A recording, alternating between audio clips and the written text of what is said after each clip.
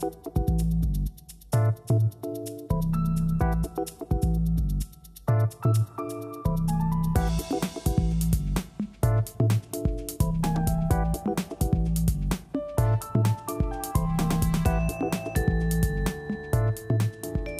nombreux travaux réalisés soit par la Haute Autorité de Santé, soit par la HRQ ou des publications internationales ont montré que les défauts de communication et les défauts de travail en équipe constituaient une des causes principales fréquentes de survenue d'événements indésirables. Et on partage cela, bien évidemment, avec d'autres activités humaines comme l'aviation civile.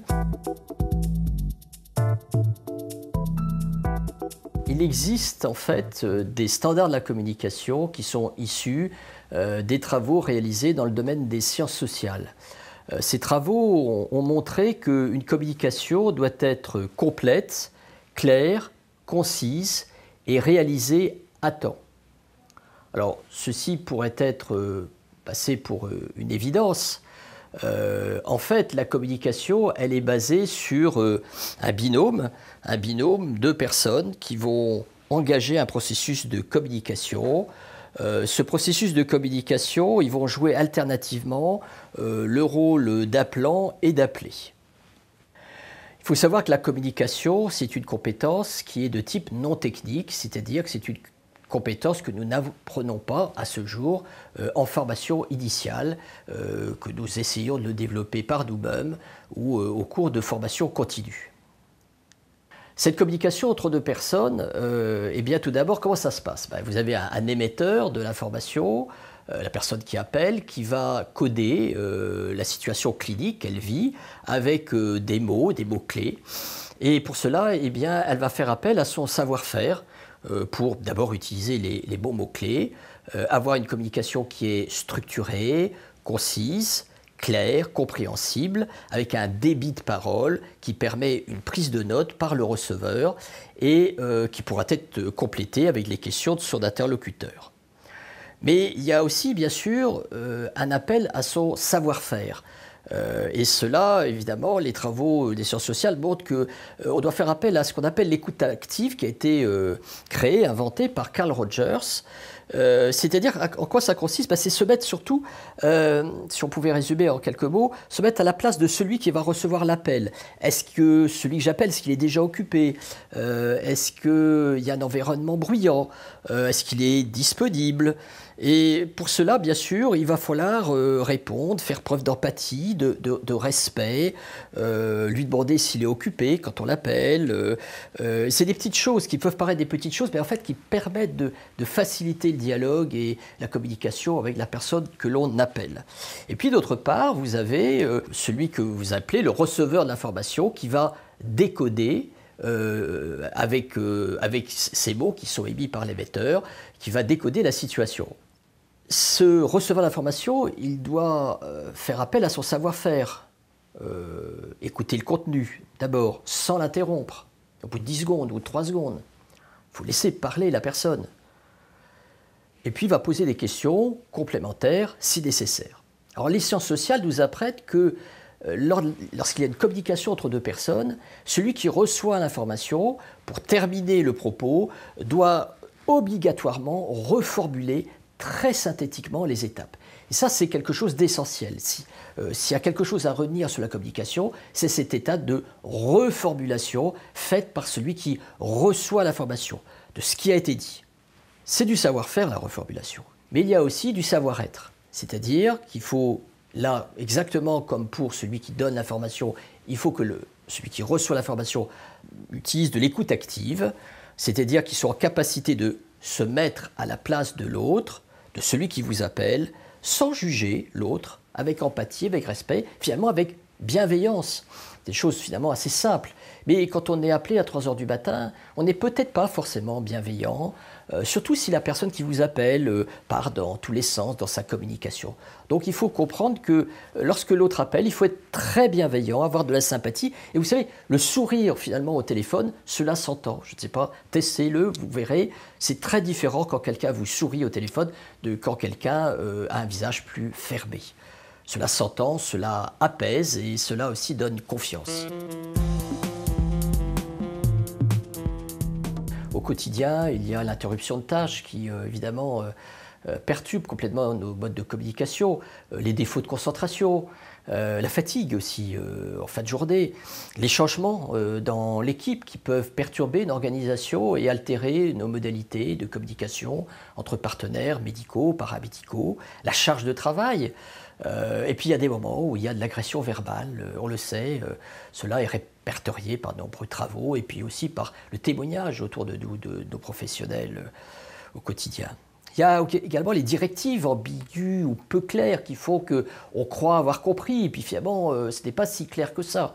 Et puis il y a, et je crois que c'est important de le dire aussi, nos facteurs humains.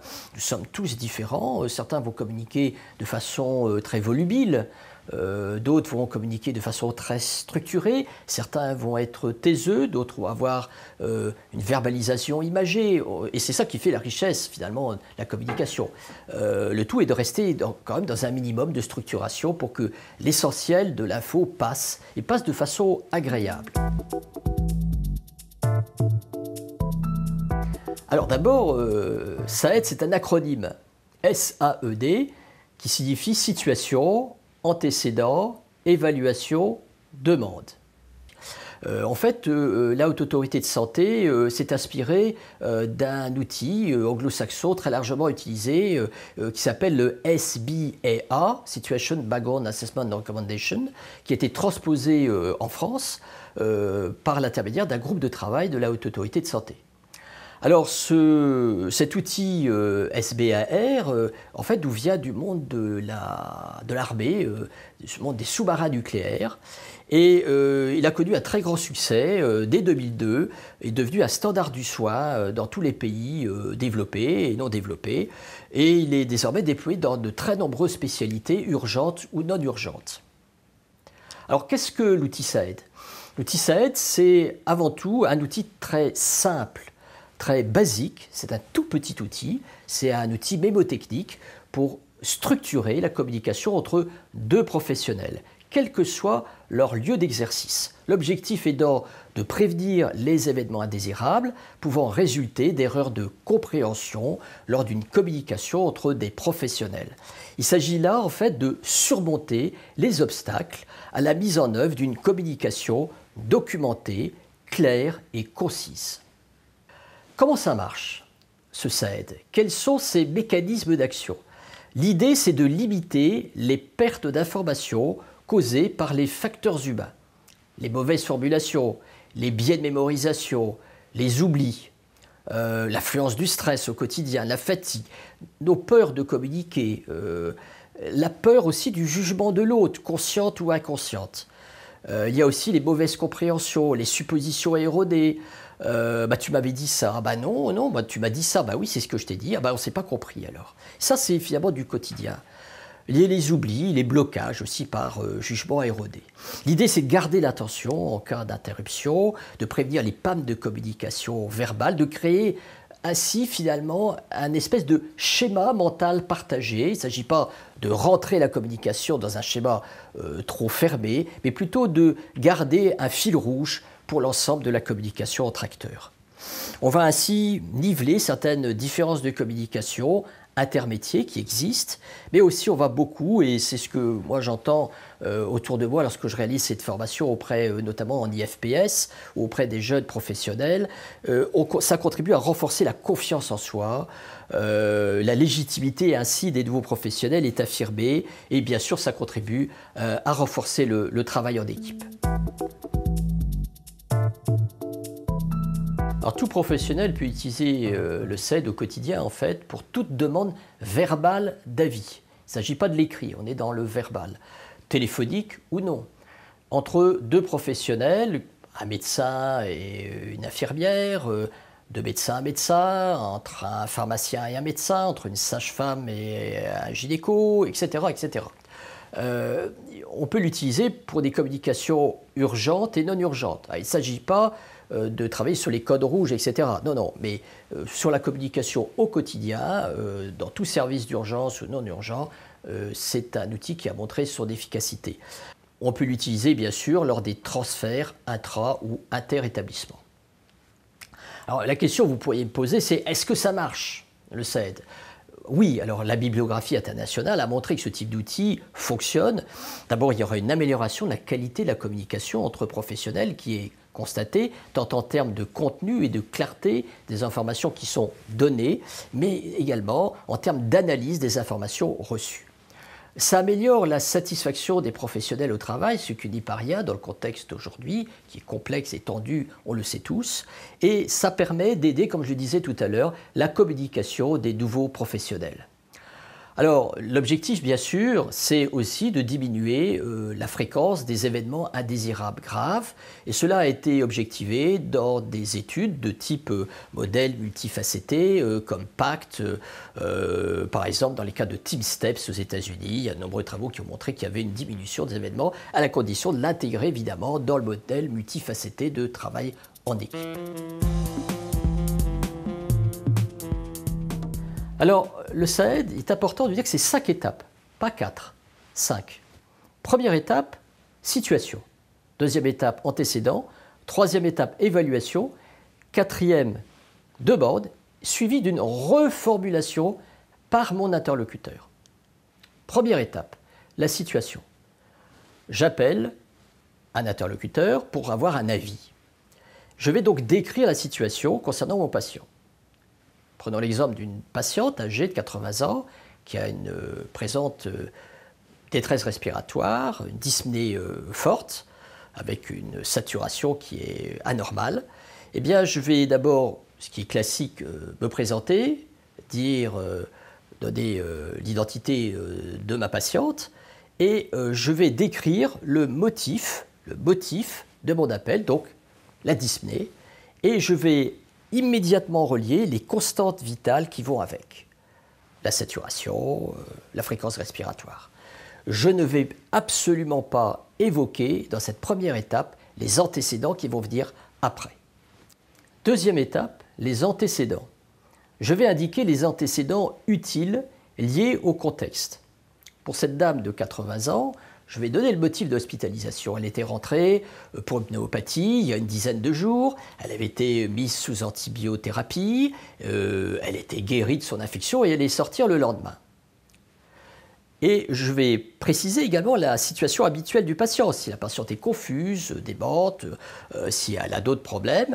Et je vais également évoquer la situation, depuis quand la situation a évolué. Et il est très important de préciser si la situation a évolué depuis 5 minutes, 10 minutes, un quart d'heure, ce qui motive mon appel. Et là, en l'occurrence, depuis 15 minutes, la patiente présente des troubles importants, une dyspnée, et elle dit qu'elle a un peu de crachet de sang.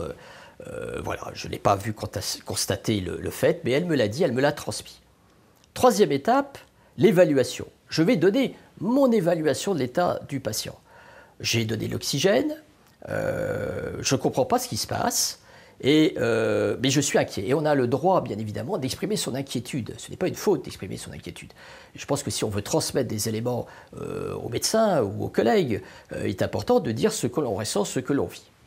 Votre analyse de la situation, ce que vous avez fait, doit être donc très précis. Et on termine par la demande. Quatrième étape, je formule ma demande. Ça peut être par exemple, eh bien, je suis vraiment désolé de vous déranger à 2h30 du matin. Je sais que vous avez eu une journée hier difficile, mais néanmoins, l'état s'est quand même brusquement dégradé. Je souhaiterais que vous puissiez passer la voir. Je pense que c'est vraiment important. Est-ce que vous pourriez m'indiquer ce que je dois faire? Voilà la formulation d'une demande. La cinquième étape, la réponse. La réponse effectuée par l'interlocuteur. C'est une étape capitale, aussi, voire plus importante que les 4 premières. Pourquoi? Parce que la réponse doit comprendre une reformulation. Vous allez reformuler brièvement les informations. Dans l'exemple que je vous ai donné, bon, bah écoute, très bien, tu m'as appelé pour une personne âgée de 80 ans qui présente une dyspnée, avec les constantes vitales de SAT qui vont avec, c'est bien objectivé. C'est une dame qui, par ailleurs, les antécédents étaient bons, n'interfèrent pas. L'évaluation est qu'on est dans une situation critique, je vais venir tout de suite. Voilà. Vous voyez, ce médecin vient de reformuler. Et pourquoi c'est important de reformuler? D'abord, ça permet de s'assurer d'avoir bien compris ce qu'on vous a donné. En le redisant, vous devez normalement retrouver les différents éléments de la personne qui vous a appelé. Et en même temps, vous avez un effet miroir. C'est-à-dire que l'autre, celui qui a appelé, va voir en effet miroir ce qu'il a exposé. S'il y a un trou dans l'explication, il va s'en apercevoir aussi. Et donc, c'est de toute façon la dernière étape. Parce qu'on va raccrocher tous. Donc c'est la dernière étape, le dernier échange que l'on a entre les deux interlocuteurs pour une situation qui peut être critique. Donc il est vraiment assuré de la verrouiller avec la reformulation. Alors c'est une question très importante parce que, en fait, antécédents souvent brouillent les messages de communication. Quand vous appelez pour avoir un avis médical, par exemple, ou d'un collègue entre deux médecins, vous allez donner d'abord ce qui est attendu, c'est ce qui est important, ce qui motive votre appel. Vous allez donner bien sûr les antécédents dans un second temps, mais d'abord ce qui compte, c'est par exemple dans le cas de la dyspnée, d'associer la dyspnée avec les constantes vitales qui vont avec. Et là le message il est plein, on va dire. C'est ça le motif finalement. Les antécédents vont venir après. Il s'agit de ne pas brouiller un message qui peut entraîner un effet d'agacement pour celui qui est appelé, surtout si on détaille ses antécédents de façon un peu pléthorique, comme cela peut être le cas quelquefois. Alors, il est capital d'avoir d'abord le soutien politique de l'établissement, à savoir que la coordonnatrice générale des soins et le président de CME soient d'accord pour vous formiez les professionnels. Si la gouvernance n'est pas d'accord ou si elle trouve ça inutile, il est inutile de vous faire mal, hein. Voilà, avant de lancer un grand programme de formation. Si vous avez leur accord et que vous l'introduisez dans le programme d'amélioration qualité sécurité des soins de l'établissement, vous allez déployer. Vous ne pourrez pas faire tout seul, surtout si l'établissement est de taille, donc vous allez former des formateurs. Pour cela, il est capital d'avoir, pour un établissement de taille moyenne, une dizaine de formateurs au moins, par pôle chirurgie, pôle médecine, quelques formateurs médecins ou infirmières. Les modalités de formation sont bien décrites dans le guide de la Haute Autorité de Santé. C'est une méthode qui a été validée. Il s'agit de formation en 3 étapes avec un briefing, une étape de simulation et une étape de débriefing.